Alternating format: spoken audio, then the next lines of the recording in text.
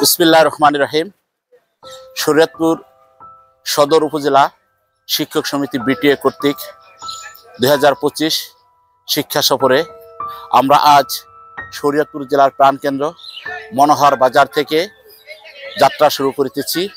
মহান আল্লাহ রব্বুল আলামিনের কাছে শুকরিয়া আদায় করছি যে আল্লাহ রব্বুল আলামিন আমাদেরকে সুস্থ রেখে সুন্দর মতন আমরা যেন আমাদের সেই সফরটা শেষ করে আসতে পারি, সেই জন্য আল্লাহর কাছে লাখ শুকরিয়া আদায় করছি। আল্লাহ যেন আমাদের সেই তৌফিক দেয়।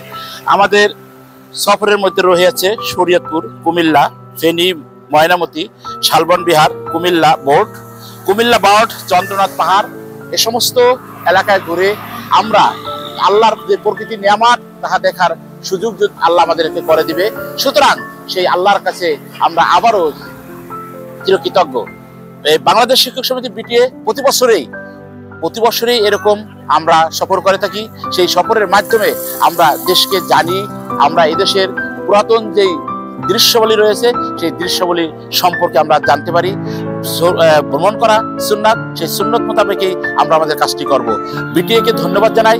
শরীয়তপুর সদরের সকল শিক্ষক একত্রিত হয়ে আমরা যে সমিতিতে আবদ্ধ আছি, সেই সমিতির মাধ্যমে আমাদের নিজস্ব অর্থায়নে আমরা এই ভ্রমণ করে থাকি।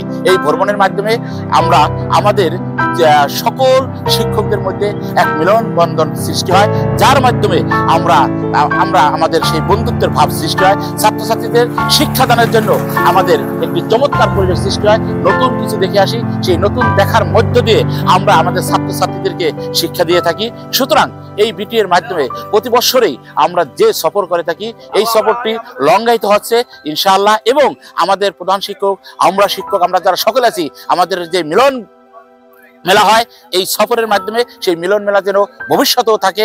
এবং আমরা আজকে এখান থেকে শরীয়তপুর জেলার এই প্রাণকেন্দ্র মনোহর বাজার থেকে যে আমরা শুরু করছি আমাদের এই সফরটি যেন মহান রব্বুল আলামিন আমাদের নির্দিষ্ট গন্তব্য স্থানে নিয়ে যেন সব দেখিয়ে আবার যেন আমাদেরকে ভালো মতন সুন্দর মতন যেন সশরীরে আমরা যেন চলে আসতে পারি আমাদের স্থানে, সেই তৌফিকেই আল্লাহর কাছে কামনা করছি।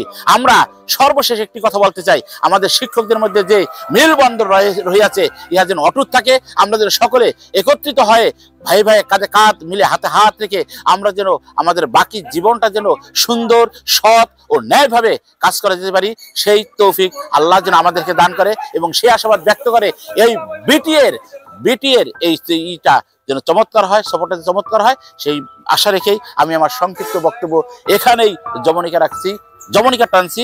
আল্লাহ হাফেজ। আসসালামু আলাইকুম রহমতুল্লাহি ওয়া বারাকাতুহু ওয়া মাগফিরাতুহু।